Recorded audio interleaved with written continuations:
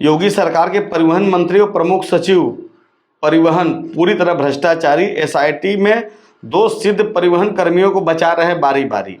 हिंदुस्तान अखबार के हवाले से मुझको पता लगा कि आप देख सकते हैं, भ्रामक खबरों मुकदमा दर्ज करने का आदेश, मतलब इस तरह प्रमोट किया गया जिसे मैं बहुत बड़ा बम फोड़ दिया हूँ, आतंकवादी हूँ।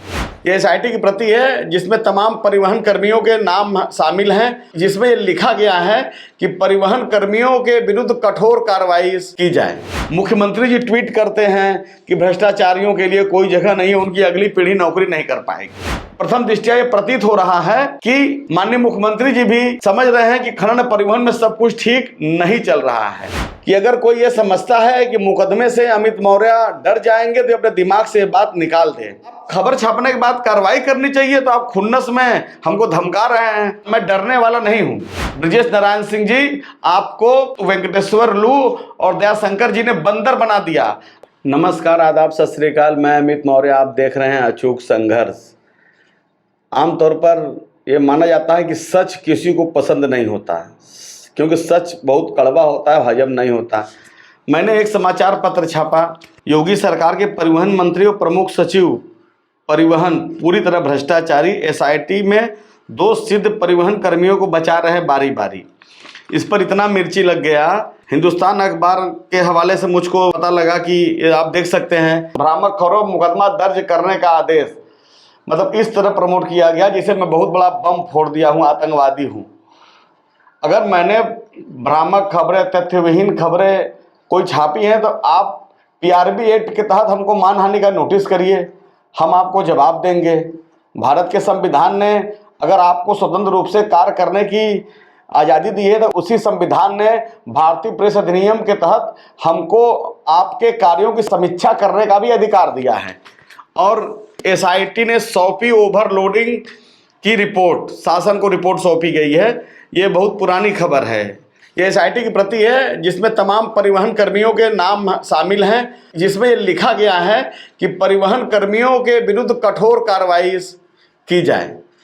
इस पर प्रमुख सचिव परिवहन के दस्तखत हैं, प्रमुख सचिव गृह के दस्तखत हैं, संजय प्रसाद जो वर्तमान में है, प्रमुख सचिव परिवहन भी वर्तमान में है, प्रमुख सचिव गृह साहब भी वर्तमान में है, तत्कालीन डीजीपी देवेंद्र सिंह चौहान के भी हस्ताक्षर हैं। लेकिन ये मामला बहुत दिन से दबा हुआ था। मुख्यमंत्री जी ट्वीट करते हैं कि भ्रष्टाचारियों के लिए कोई जगह नहीं है, उनकी अगली पीढ़ी नौकरी नहीं कर पाएगी।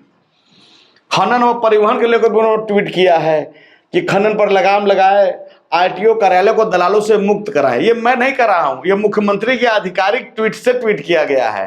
प्रथम दृष्टया ये प्रतीत हो रहा है कि माननीय मुख्यमंत्री जी भी समझ रहे हैं कि खनन परिवहन में सब कुछ ठीक नहीं चल रहा है।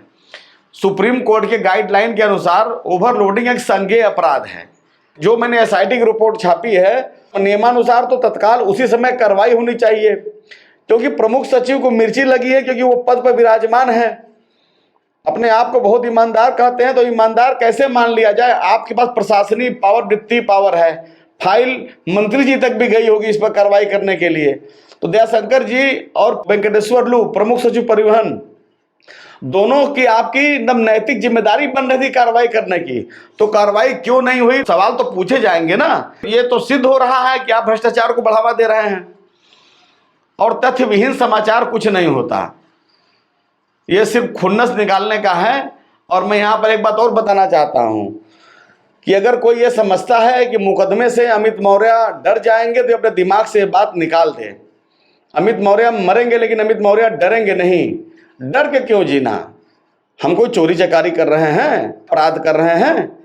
खबर छापना हमारा अधिकार है, हम खबर छापते हैं। संविधान का अनुच्छेद 19 हमको इसका परमिशन देता है।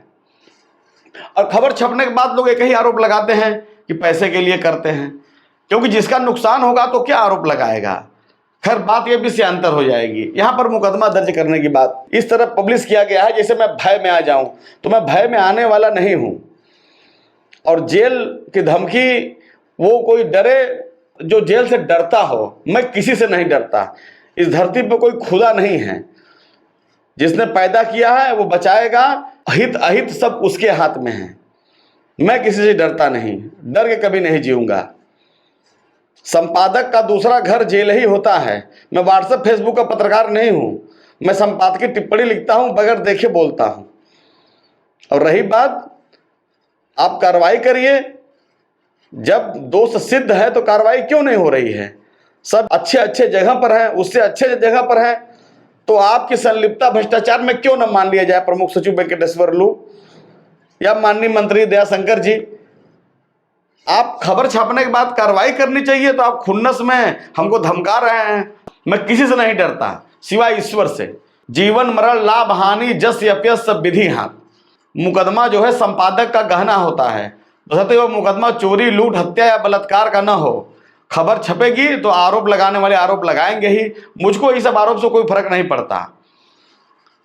और आरोप लगाने वाले अपने गिरेबान पर झांकें।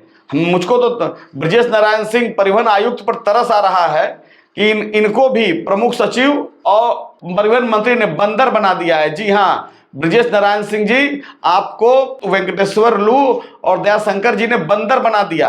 आपके और क और ख के संबंधित आरटीओ पीटीओ के संबंधित करने का आदेश भी आपसे छीन लिया गया है, क्योंकि आप ईमानदार हैं, आपको झेल नहीं पा रहे हैं।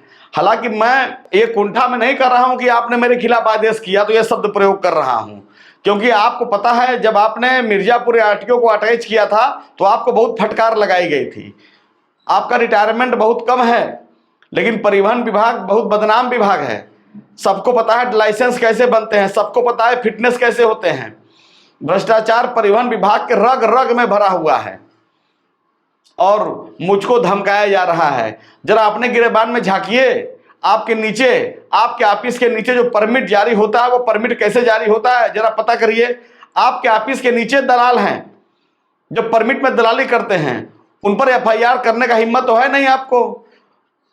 और आप जो है लोकतंत्र के चौथे स्तंभ को धमकाने का काम कर रहे हैं, वो भी आप जैसे आईएएस को तो शोभा भी नहीं देता। ये पत्र जारी हुआ होगा तो निश्चित रूप से प्रमुख सचिव परिवहन और दयाशंकर का दबाव रहा होगा। तो मैं बता देना चाहता हूं, मैं डरने वाला नहीं हूं, न मैं जेल जाने से डरता हूं, न मरने से डरता हूं। न कलम थकेगी न कलम रुकेगी। हाँ, अगर भ्रष्टाचारियों माफियाओं को मेरी आवाज से, मेरे समाचार पत्र से सरकार के खिलाफ मैं छापता हूं और दिक्कत है, तो सबसे आसान उपाय है मेरा हत्या करा दीजिए आप लोग।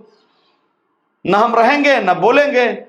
जैसे सरकार के खिलाफ, आरएसएस के खिलाफ लिखने पर दक्षिण भारतीय गौरी लंकेश की हत्या करा दी गई, वैसे हमारा भी हत्या करा दीजिए आप लोग। लेकिन हम जिएंगे तो बोलेंगे, मैं डरूंगा नहीं। नमो बुद्धाय, जय संविधान।